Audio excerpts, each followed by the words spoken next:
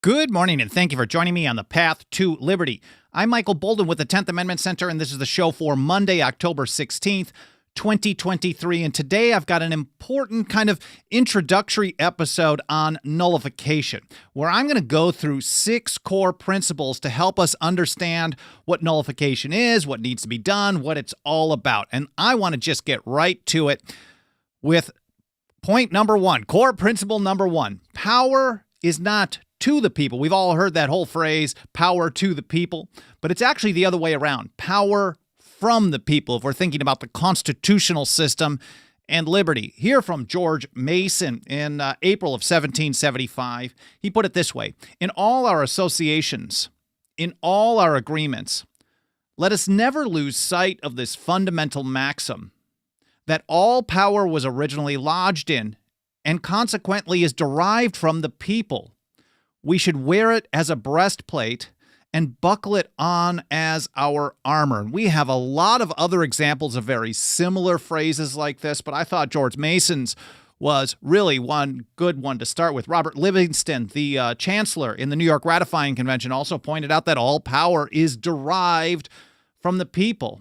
Mercy Otis Warren, the origin of all power is in the people, and they have an incontestable right to check the creatures of their own creation. I guess if we're doing Nullification 101, we could sum it up right there with Mercy Otis Warren in Observations on the New Constitution in 1788. The origin of all power is in the people, and they have an incontestable right to check the creatures of their own creation. Government does not create the people. Government is a creation of the people, and the created cannot be greater than the creators.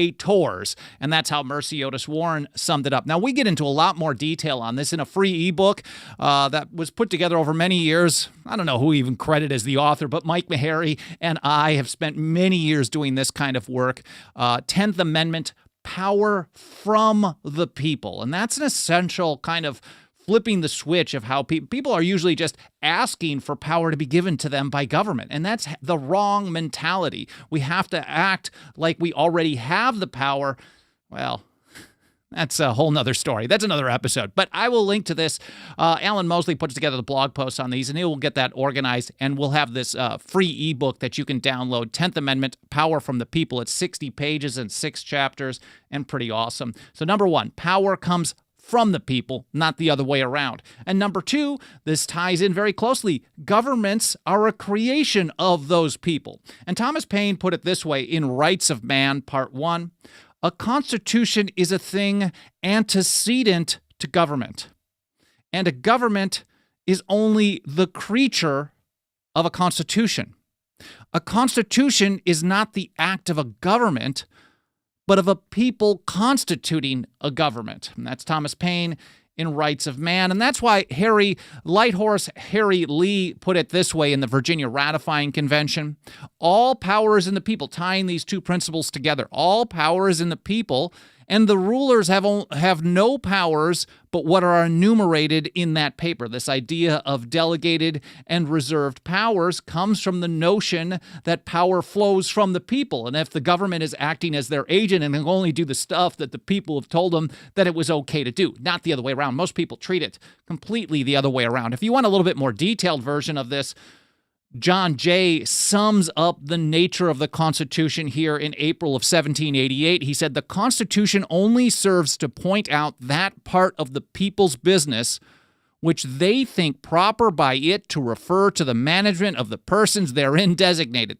That might go over the head of a lot of people, but basically, John Jay, the first Chief Justice of the United States, is telling us that the Constitution, its structure in and of itself, points out that the people have decided that, well, the people of the states, really, if we're going to be totally detailed, correct on this, they have decided that they're going to have a government do certain specifically delegated, enumerated powers, a positive grant, and everything else they keep to themselves.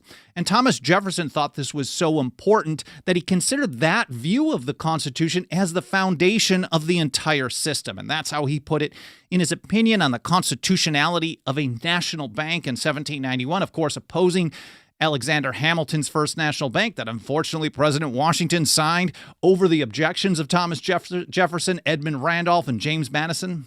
Maybe thought it was going to be cool for a few years and then it was going to be gone. But once you take a single step, as Jefferson warned us, beyond the powers thus specially drawn around Congress, as soon as you give them one step beyond their limits because it's okay to do for one emergency or for one positive goal or the other, then they're going to take a boundless field of power over time. Now, George Washington warned against this same thing in his farewell address. So it's interesting to consider that that's something that he did in his own action. Was it a mea culpa or was it something else? Here's Thomas Jefferson. I consider the foundation of the Constitution as laid on this ground, that all powers not delegated to the United States by the Constitution, nor prohibited to the states, are reserved to the states or to the people. Now, this was 10 months to the day before the Bill of Rights were ratified in 1791, and so the Jeffersonian version of the 10th Amendment is really basically the same thing, but he's saying this is the entire structure of the Constitution. The foundation is that power comes from the people. Government only has those powers that the people of the several states have decided to authorize it to use, and, well, number 3, acts outside the Constitution are void. If government is only authorized to do certain things, as soon as it goes beyond those limits, it's not constitutional. And we can go back to the beginning of the controversy between the colonies and Great Britain, the start of the American Revolution, which was for 15 years the radical change in the viewpoints of the people, their religious or their political, their economic, their social viewpoints, very radical changes in the people before the first shots were fired at Lexington and Concord in 1775. The shot heard round the world, the war for independence, the war of secession from the empire. And James Otis Jr. really, and John Adams described it years later. He said, then and there the child independence was born. He was referring to James Otis's great speech, multi-hour speech against the writs of assistance in February of 1761, where Otis pointed out that an act against the Constitution is void, and he was even referring to the unwritten Constitution. Now, Paine in 1791 was complaining that if you don't have a written Constitution, you've got a real problem with this, but the principle underlying it is still the same. Government is a creature of the people, and, well, that also tells us, as a quick aside, when government is really bad, then we have to look to the source of the problem that's allowing it to happen, but maybe that's another conversation. So an act against the Constitution is void. Oliver Ellsworth, the third Chief Justice of the United States, put it this way in the Connecticut Ratifying Convention: if they make a law which the Constitution does not authorize, it is void. And Thomas Jefferson, in his Kentucky resolutions, which were finally passed in November of 1798 against the Hated Alien and Sedition Acts, right near the top of the document, he says, whensoever, so anytime, whensoever the general government assumes undelegated powers, its acts are unauthoritative, void, and of no force. Now, we can call it void all we want, but there needs to be something more than just waving a document or telling people that they're not supposed to do the things that they've been doing all along. I'll get to that in just a moment. As I mentioned a few minutes ago, we will have a blog post published with this for this episode in a couple hours. Alan Mosley will get that done, and I will get it published live over at 10thamendmentcenter.com/path-to-liberty. And there you're going to find individual blog posts for every single episode ever done. I don't know, it's somewhere in the 700s. I keep saying I got to do at some point. I got to get these episodes numbered. I know that's what you're supposed to do with podcasts, but I've never really done a what you're supposed to do kind of approach on anything. Otherwise, the 10th Amendment Center probably wouldn't even be here. But over at 10thamendmentcenter.com/path-to-liberty, individual episodes each get their own blog post. And on each blog post, you're going to find all kinds of stuff. For example, on Jefferson Nullified, last Friday's pseudo-Fast Friday episode, when I was covering the embargo from the Jefferson administration of 1807 to 1809, absolutely disastrous, probably a low point in his career. But here you get an overview of what the episode's about: audio player, video player, and then the show links section. I'm citing a lot of original source documents in this episode, and you will find them all in that show links section so you can read them in context and learn more on your own time. Or if you just want to reference back to it, find the exact quote, because I'm talking pretty quickly sometimes here, you'll be able to find it there as well. Again, 10thamendmentcenter.com/path path to liberty. And while I'm here, I want to take a quick moment and say hello to everyone out in the live chat. I appreciate you being here, whether you're live or in the archive, whether it's your first episode. You've been here for every single one since day one. And to be honest with you, even if I'm here, I'm not even here for every single one since day one. But hello to Cheriton Farmer, Haji, Senator DT, Tim Martin, Larry Clark, Clay Kent, Howard, King, Nobody, White Bearded Gnu, Lawrence Smith, and John, and everyone else. There's Captain Volt, Dixie Strong. I'm not sure if I mentioned you, but I appreciate you guys being here. I'll take a look over in the chat a little bit later in the episode or later in the day today and see if there's any comments or questions I can get back to. Generally, after the show is done streaming and I get all the info over to Alan to organize the blog post, for about the first 1 to 2 hours or so, I'm generally checking some of the platforms, primarily YouTube, Rumble, and Odyssey.com to see if there's any comments. And that's when I do most of the engagement, replying to comments. So if you've got any feedback, that would be a good time to share stuff. Over on Facebook, there's Joe and Christian. I appreciate you guys being here as well. But let's get right back to it. So we've got 3 core principles that we've already covered. First of all, power comes from the people. It's not power to the people. It's power from the people. Governments are a creation of the people. As Thomas Paine put it, a constitution is a thing antecedent to government, and a government is only the creature of a constitution, and a constitution is an act of the people, so therefore you've got the order of the food chain. And number 3, acts outside the constitution are void. But what do we do with that information? We have to understand, and this is the 4th principle, that constitutions don't enforce themselves. They never did, and they never will. Here's how James Madison put it in Federalist number 48. This is a little longer quote, but I think it's very important. Again, James Madison, Federalist 48. Will it be sufficient to mark with precision the boundaries of these departments in the Constitution of the government, and to trust to these parchment barriers against the encroaching spirit of power? It's an essential question. Can you look at a government? And even at the time that Madison was writing this in 1788, I believe it's February 1st. Yeah, February 1st, 1788. During the ratification debates, where they're trying to make sure that, well, people in places like New York primarily weren't going to vote no, he's arguing for ratification. At that time, the government was going to be absolutely tiny. Now, the people, as we will see here, have allowed government to become the largest in history, the largest government in the history of the planet. That's what we live under today. It's got nothing even close to nowhere close to what the government under the Constitution was created to be. But Madison's pointing out that even against a small government, the idea of holding up a parchment barrier against an encroaching spirit of power, recognizing, like all the other founders did, that power tends to expand. Whether you were Federalist or anti-Federalist, you all understood that power seeks to grow, and it's about creating a system where you can keep that power in check. Now, if you rely on a document to keep things in check, which is what most people do, they'll say, see here, Article 1, Section 8 says you can only do these things. And then they do other stuff. And as long as the people tolerate it, they'll do that stuff. They'll never stop. They'll never give up the power. And then they'll see that rather than as a ceiling of their power, they'll see it as a floor, and they always expand on it. The power is the precedent. As soon as you establish a detestable precedent, which is what John Dickinson called it, against the Townsend Acts in 1767, government always seeks to give more and more and more and more. And that's how Abigail Adams described it as well. Power always seeks to expand. Power, whether vested in many or a few, she said, is ever grasping. And like the grave, it cries, give, give, give. And it takes many of us to the grave, unfortunately. So Madison is asking, can we, with total precision, mark the limits of power and trust that the parchment barrier will be enough? We've told the people there that this is how things are supposed to be done, and they just need to follow the rules, and everything will be cool. Is that right? He said, well, this is the security which appears to have been principally relied on by the compilers of most of the American constitutions, the other ones in the states.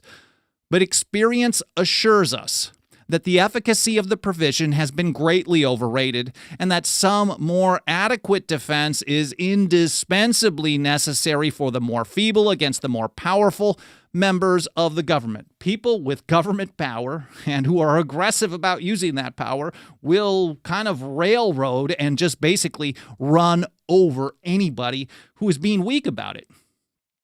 He continued. He wrapped up Federalist number 49 with this: a mere demarcation on parchment of the constitutional limits of the several departments is not a sufficient guard against those encroachments which lead to a tyrannical concentration of all the powers of government in the same hands. If we unpack that, we break it down, and we simplify it, James Madison is telling us that merely putting words on paper, no matter how good they may be, is not sufficient to prevent various parts of the government from consolidating power and creating a tyranny.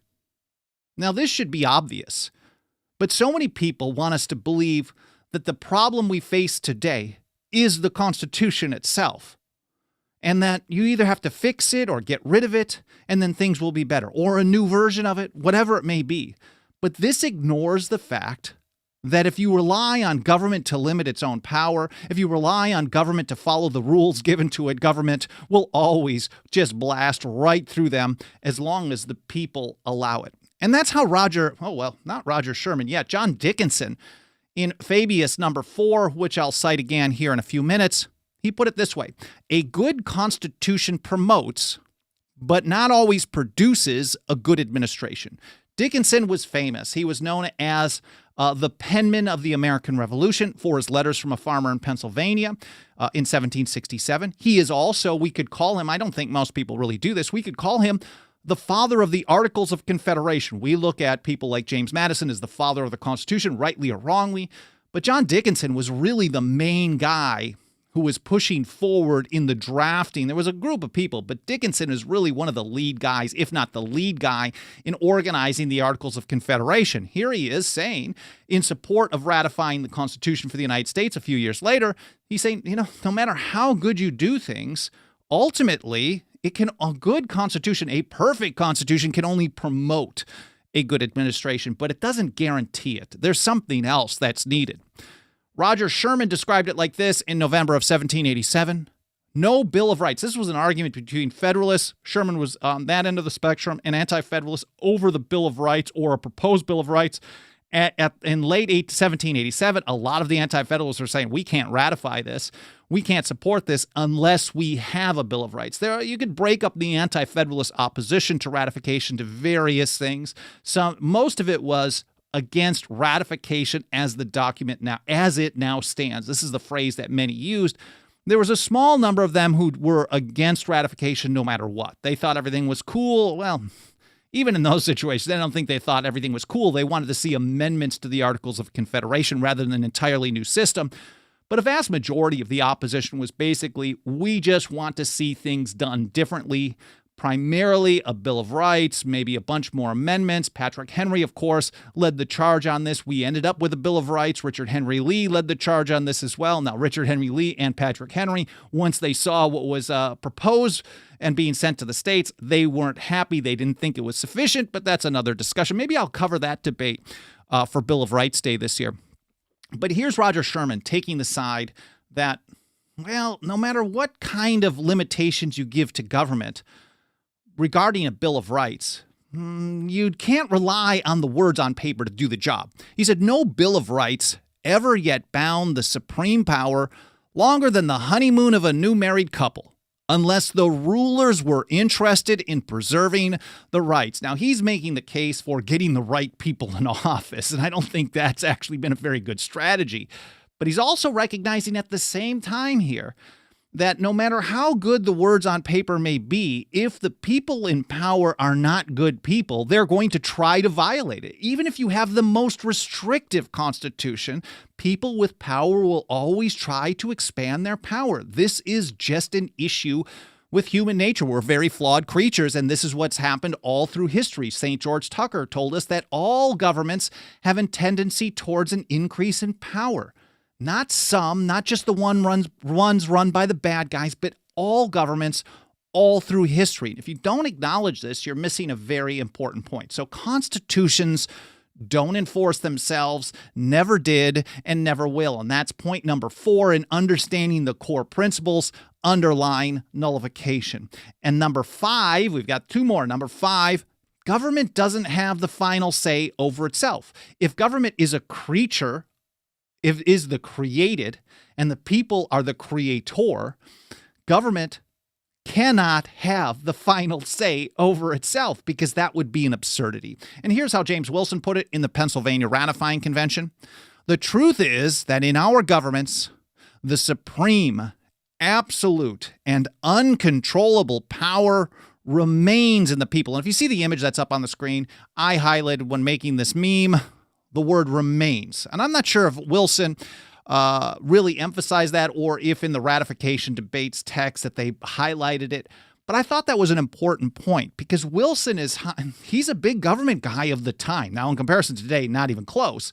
But he was seen as kind of a radical big government dude. And he's pointing out that power has always been from the people. So no matter what, sovereignty or what the founders, what would have been referred to as final authority or supreme, absolute, and uncontrollable power has always been with the people. It's just up to the people to use that power, I guess, in support of liberty.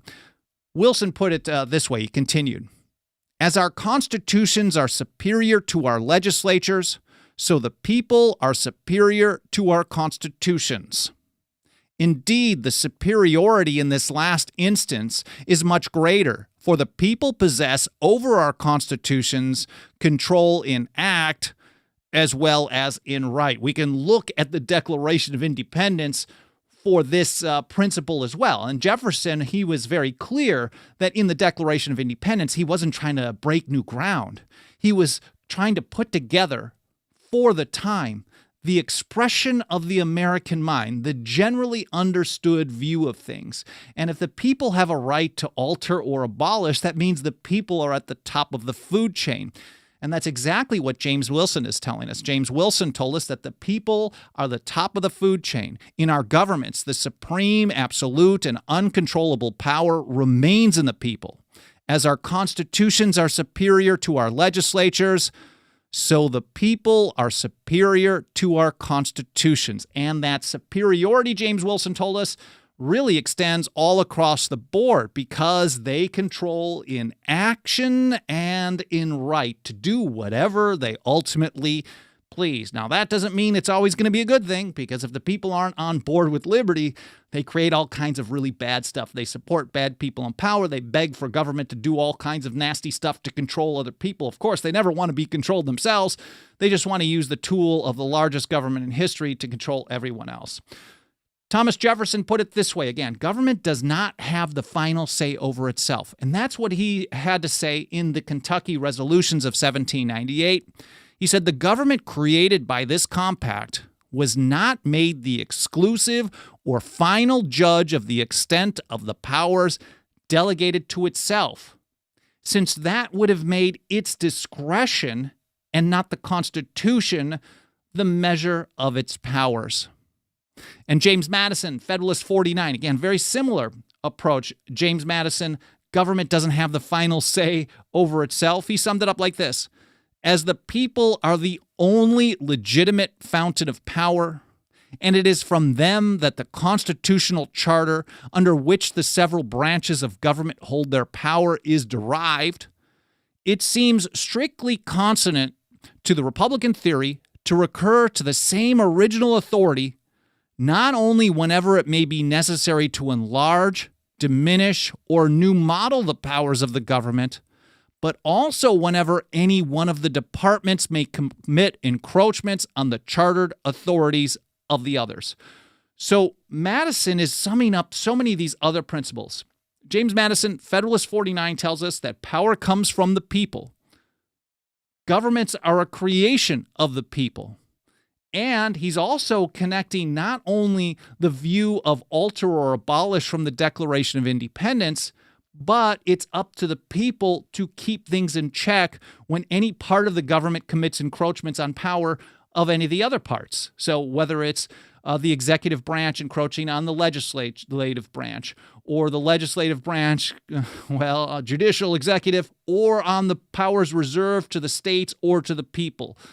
So anytime there's an encroachment, an exercise of power not delegated, a usurpation of power, he says you recur to the original authority. Power comes from the people to ultimately keep things in check. And that's the most important principle here that I want to discuss today. And that ultimately keeping the government in check is up to the people themselves. And that's how John Dickinson put it in Fabius number 4. He asked, when there is a bad administration, what is to be done? He pointed out earlier that a good constitution promotes but doesn't always produce a good administration. So then you have to ask, how do you deal with it when you get a bad administration? And if you're like me, you recognize that every administration we've been alive under have all been terrible. And Dickinson told us that the answer is to be instantly found before the supreme sovereignty of the people. He said it is their duty to watch and their right to take care that the Constitution be preserved, or in the Roman phrase on perilous occasions, to provide that the Republic receive no damage. So the final authority, sovereignty, is with the people. And if the people decide to rely on government, which will always expand its own power, to limit its own power, we should not be surprised that ultimately you end up living under the largest government in history. And what does this mean? How is government kept in check? Well, Thomas Jefferson again told us in his draft for the Kentucky Resolutions, this is like October-ish, 1798, where powers are assumed which have not been delegated, a nullification of the act is the rightful remedy. And Jefferson did not actually give us a step-by-step instruction on how to nullify things, because he recognized, as he wrote to James Madison the day after they passed in 1798, that you have to understand strategically where things are. We should be free to push as far as events will render prudent. But if really you want to get down to the core principle underlying this, surprisingly, I think Alexander Hamilton really nails it. Here in Federalist number 33, now we know Hamilton was a terrible flip-flopper, and he liked to say things that sounded positive in support of a limited delegated constitution, limited delegated powers under the Constitution, and in support of liberty. But Alexander Hamilton really did nail this in Federalist 33. He's talking about the Supremacy Clause, pointing out that acts of the large society which are not pursuant to its constitutional powers will be merely acts of usurpation and will deserve to be treated as such. So if government is created by the people of the several states, and government does stuff that the people of the several states did not authorize to do, then ultimately you treat it the way it should be. And what if a government passes something that is a usurpation, is a void act, it's unauthoritative and of no legal force, then how are people supposed to treat it? They're not supposed to comply with it, because I think ultimately nullification gets down to this. The people can do all they want to tell the federal government that their acts are unconstitutional, but the feds are not likely to listen. They can ask the federal courts to strike something down as unconstitutional, and I think in a vast majority of the situations throughout history, the federal courts have not been likely to listen. And ultimately, if they can even convince the states to pass a law nullifying a federal act in question, which we're seeing more and more of today than we ever have in history, as long as the people continue to comply with the act in question, absolutely nothing gets nullified.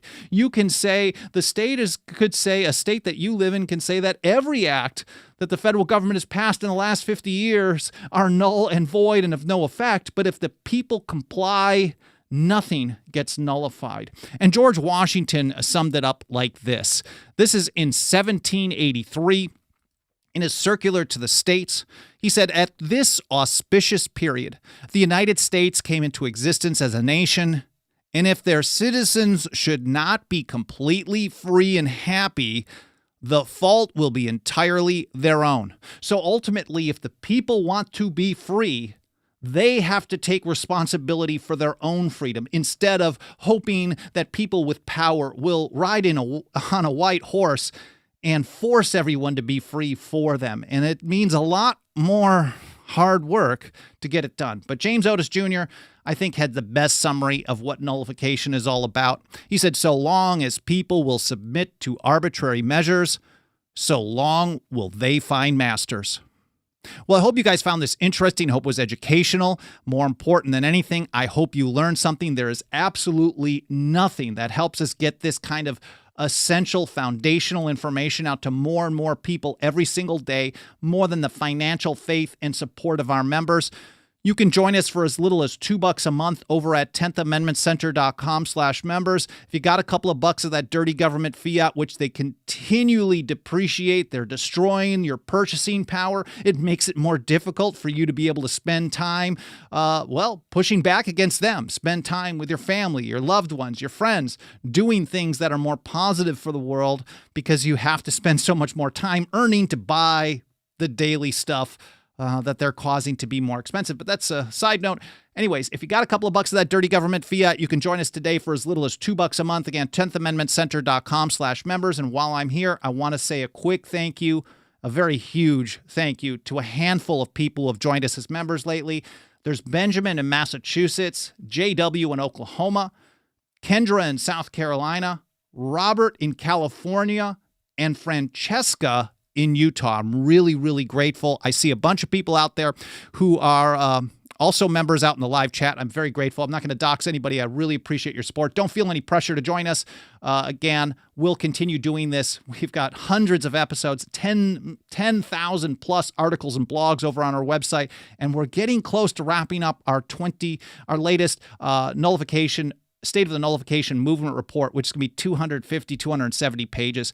Let me take a quick moment and see if there's any comments or questions I can get back to. A bunch more people joined us over on Facebook, Mark and Joe.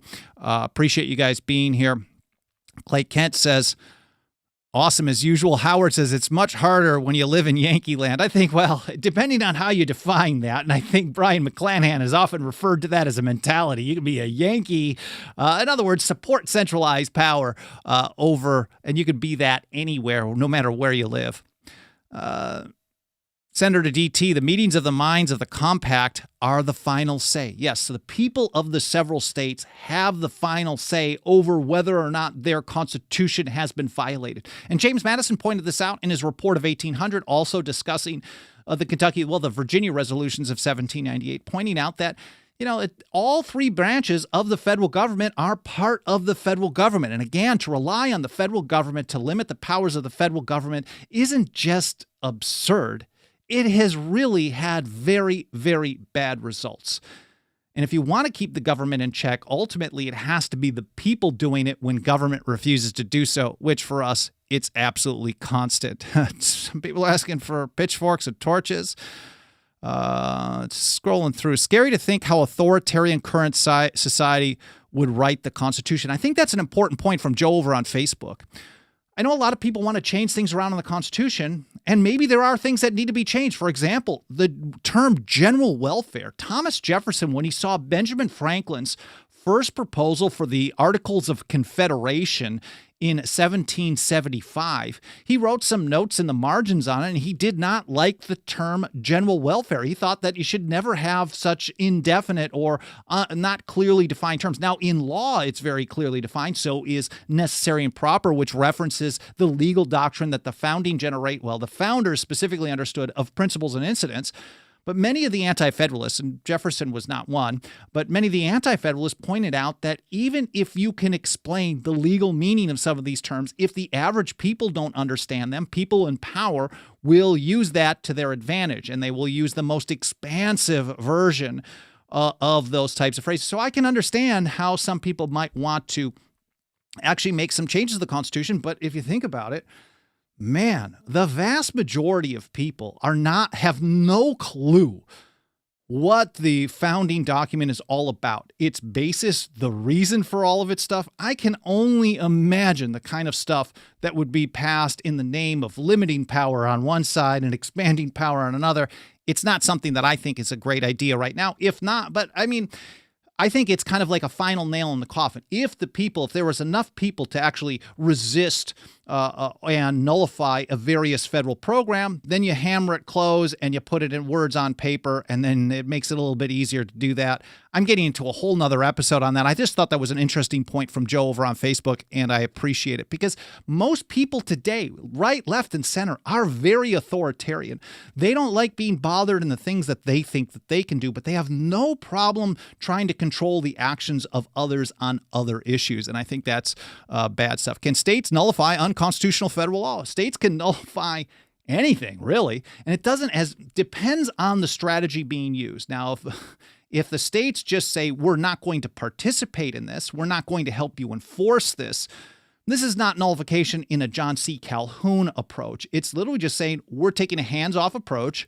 You try to enforce. This is exactly what James Madison said should be used against what he called an unwarrantable or unconstitutional act, or warrantable but bad policy. So even if you just don't like the policy, you don't have to prove that it's unconstitutional first. You just say, we're not going to participate in the enforcement of this, kicking it back to the federal government. And because the federal government is so massive, it doesn't have the person power or the resources to enforce much. For example, the ATF, which shouldn't even exist, has 5,100 employees-ish for the entire country. About a third of them are in administration, and they can close somewhere between 10 and 11 or 12,000 cases per year. In my books, in my view, the number of federal gun control laws that should be enforced are zero, and that means that 10 to 12,000 is 10 to 12,000 too many. But if you compare that to the notion of, let's say there were 10 or 11 or 12 million undocumented, unregistered short-barreled rifles, short-barreled shotguns in violation of the National Firearms Act of 1934, well, there's zero chance the feds could actually put a stop to that. So ultimately, it gets down to a people who are willing to exercise their rights, whether the government wants them to or not. Again, I hope you guys found this interesting. I hope it was educational. I hope you had an awesome weekend, and I hope to see you next time here on the Path to Liberty.